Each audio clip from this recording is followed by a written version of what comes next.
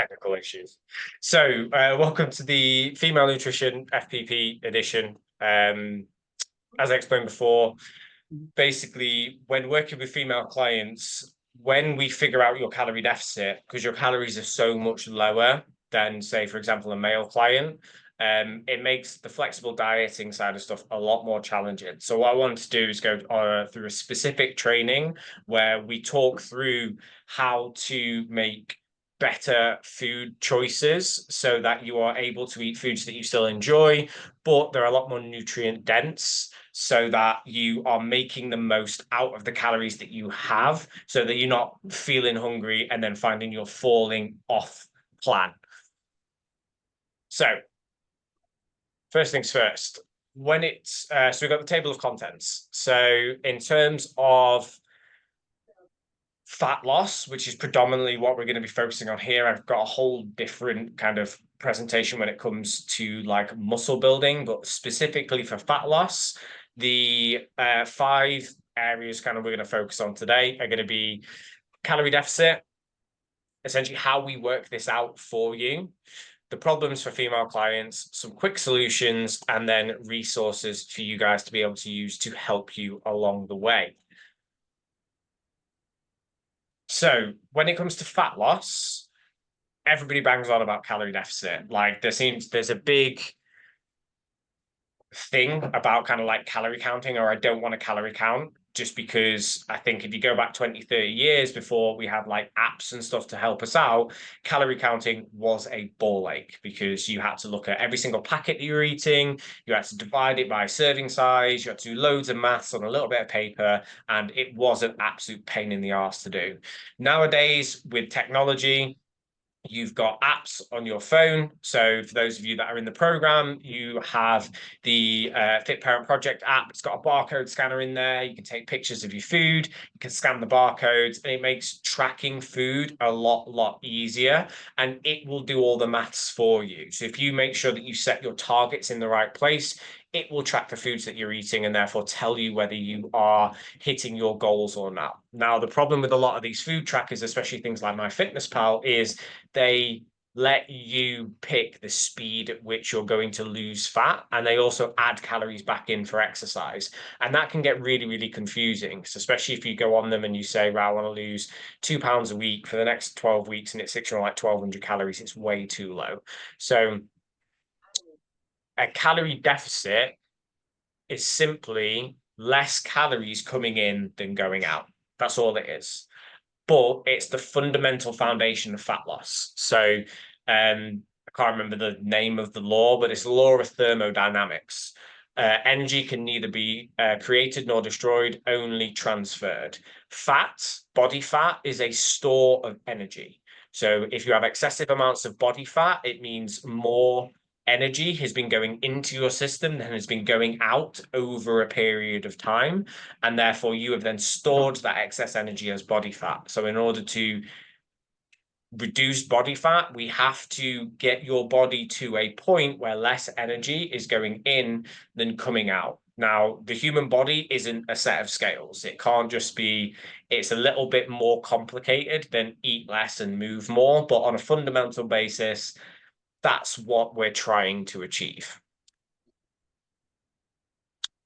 So how we work this out. So for you guys, during your onboarding session, I've got that nice little spreadsheet that does all this maths for you. But I'm just going to run you through the equation that I use, why I use it, and there are lots and lots of ways that you can figure this out. So the first thing we need to figure out is your BMR, your basal metabolic rate. This is if you woke up and laid in bed all day and didn't move at all, this is the amount of calories your body would burn just existing.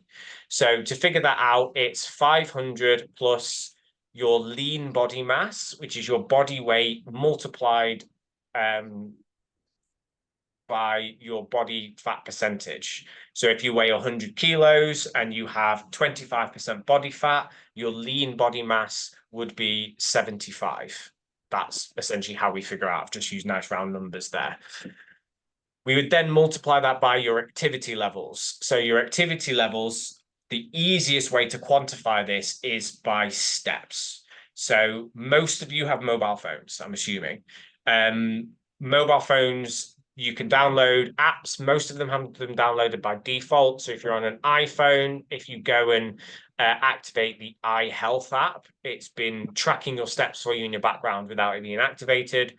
On Samsungs or Android, you would need to either download Samsung Health or I think it's Google Fits, like one of those two. And then basically your phone will act as a pedometer and will track your activity levels throughout the day.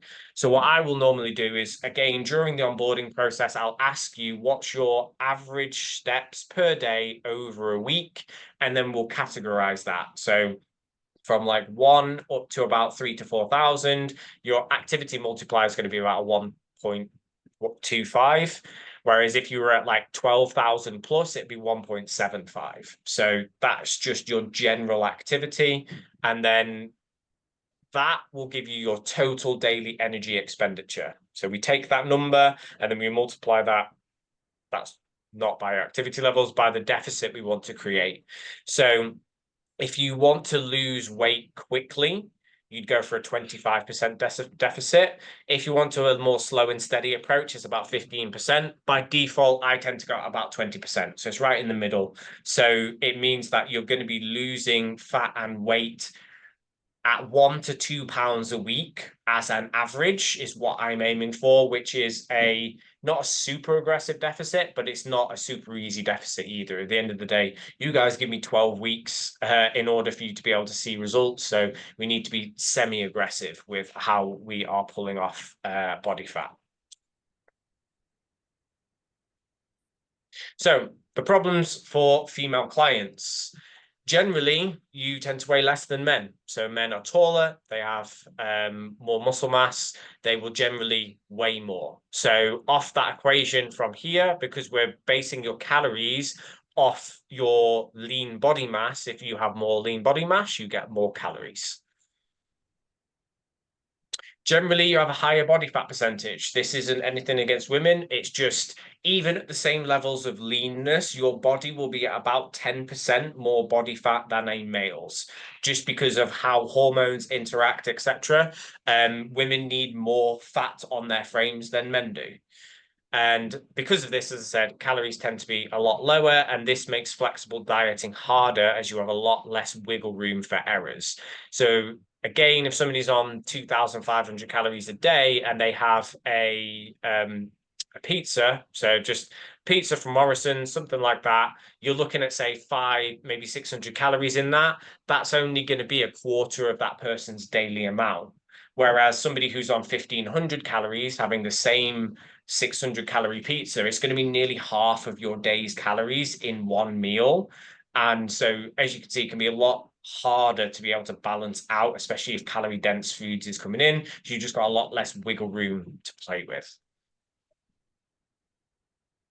So some quick solutions for you guys.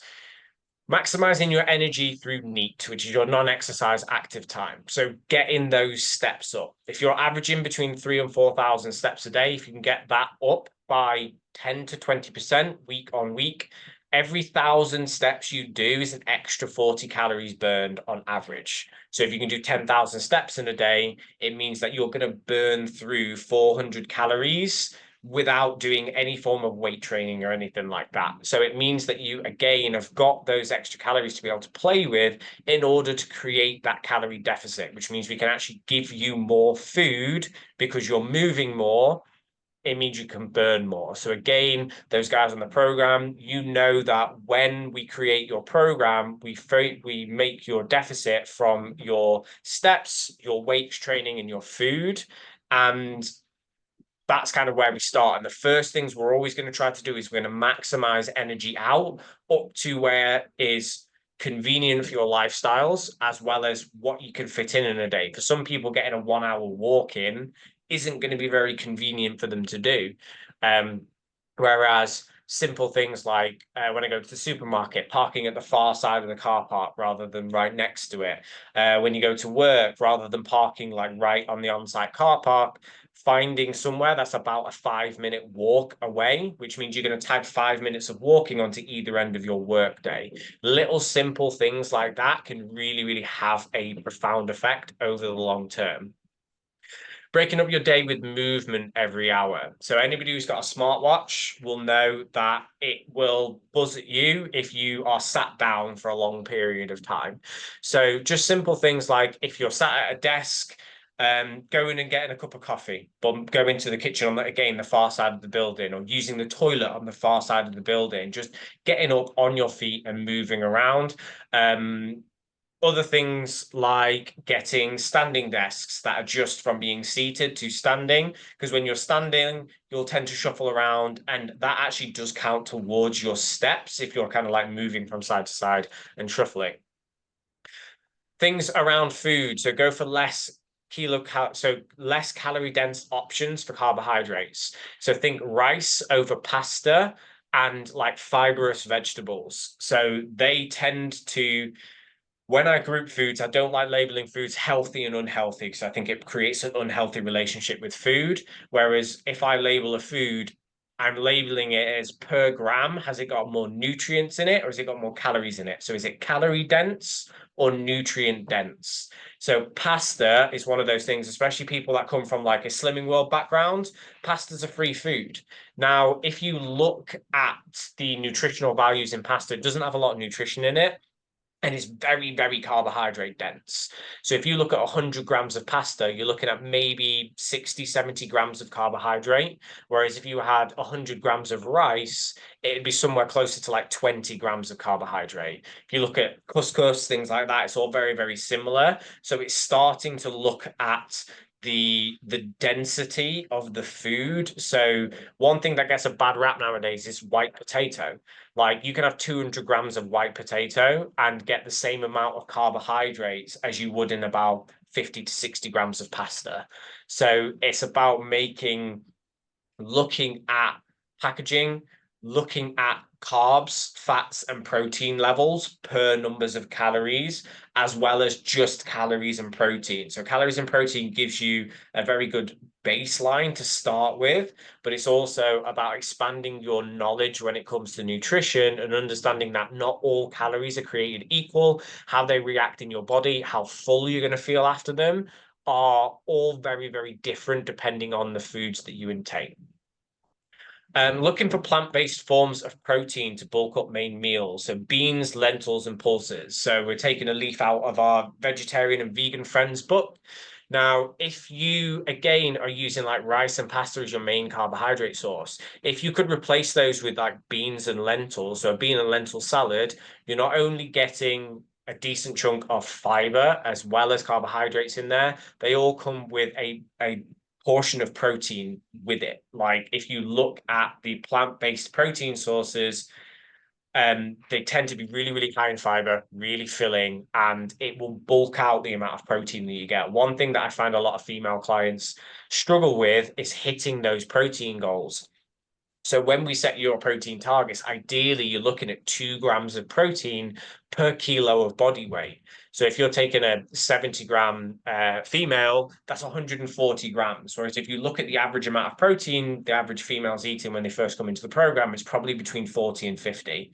So jumping up from 40 to 50 grams up to 140 grams can be quite a big jump. So one thing that I'll get you guys to focus on very early on is 30, 30, 30. So 30 grams of protein at each one of your main meals, which means you'll get 90 grams over the day. That's going to be the first stepping stone in terms of getting you up to those higher protein intakes. Eating fewer snacks and look for filling main meals. So the majority of people tend to eat well at their main meals. It's the stuff that comes in between, and making sure that you are tracking those things that happen in between. Avoid the refined carbohydrates, the biscuits, the cakes, all that kind of stuff, just because they will fill out your calorie like budget very, very quickly, because again, they're very dense in calories compared to nuts, seeds, snacking on like vegetables, things like that. So plan your food around when you're hungriest. If you know that you get hunger pangs at like 8, 9 p.m., but you've used all your calories by then you're just asking to kind of be fighting an uphill battle. If you know you need another meal at like 8, 9 p.m. after your evening meal, pulling out, say, 100 calories from breakfast, lunch, and your evening meal, it's not going to make them that much smaller, but then you've got another meal that you can then have at that time when you tend to be hungry. If you know when you wake up first thing in the morning, you are ravenous and you have to get food into your system, getting food in early and making sure that you're having a good, well-balanced breakfast, that means that you're then not going to snack, just means you're much more likely to kind of keep to your food throughout the day. Everybody's tendencies when it comes to food are very, very different. Some people prefer to eat a lot in the morning, some people prefer to save some for the evening. So it's about finding what works for you, and it's not a one size fits all process. And then I've let myself down here with the spelling. Prioritize eating around training, especially protein and carbs. Now, this is a question I get a lot. Like, should I train on an empty stomach or not? Ideally, you don't want to train on an empty stomach, especially if you're doing weights training, just because it requires a lot of carbohydrate to be able to lift weights and do that type of training. But if you're going to eat before the gym, eat at least an hour before the gym and pick foods that are going to digest quite easily. So my go-to thing before the gym is like porridge oats and a whey protein shake. So I'll have that about an hour before I go to the gym, just because I know that will process through my system quite quickly. And I'm not going to be feeling bloated and sluggish, kind of like when I'm in there. Other people need to take a little bit longer.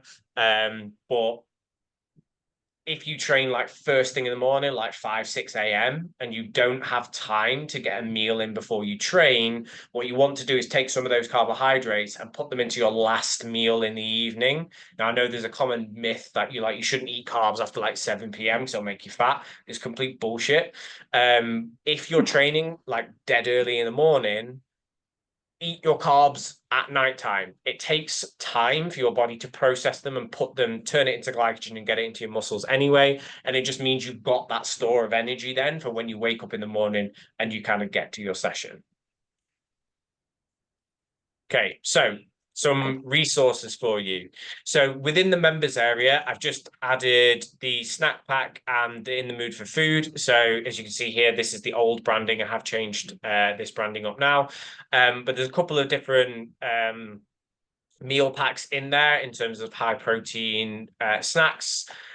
There's high protein meals, and there's also a vegan one of these as well, which I'm in the process of getting uploaded. So as I said before about picking some of those plant-based protein sources to fill out your meals, you can take any of those vegan meals and just add meat into them. I know it doesn't make it vegan anymore, but it'll still be a well-balanced, high protein, high plant-based protein meal. And it means that, oh, excuse me, you're getting that protein in. And if you want to add meat to it, that's great. If you want to do a meat-free Monday and try some of the vegan recipes in there, again, that is also a good solution. So just to let you know, I've been there on a very low calorie diet. I know how hard it is, like getting down to these ridiculously low levels of body fat. I think at the end of my prep, my calories were down at something like 1,300 on a rest day. So I know how hard it is to balance out getting enough protein in and not being able to be flexible on your diet. And it is a case of you have to plan ahead when you've not got much of a calories budget to play with. You have to plan ahead and you have to know ahead of time where you're going to be getting your protein in, where you're going to be getting your calories in, and where you're going to be hungry, so that you then aren't falling off plan, feeling guilty, and ending up in this over restrict binge eating cycle. So, right, let me stop the recording.